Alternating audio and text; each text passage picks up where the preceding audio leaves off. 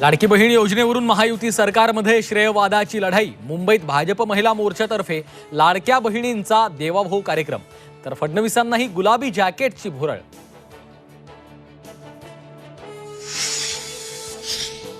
जुन्नरमध्ये भाजप कार्यकर्त्यांकडून अजित पवारांना काळे झेंडे, जनसन्मान यात्रेत डावलल्याचा आरोप।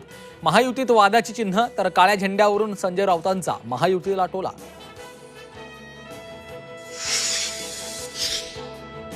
खासदार विशाल पाटलांचा शिवसेना शिंदे गटाच्या सुहास बाबरांना उघड पाठिंबा। विधानसभेत पाठीशी उभं राहणार असल्याची ग्वाही, तर मवियात धुसफुसीची शक्यता।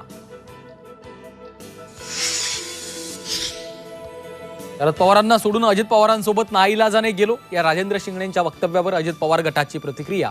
शिंगणे अजित पवारांची साथ सोडणार नसल्याचा दावा।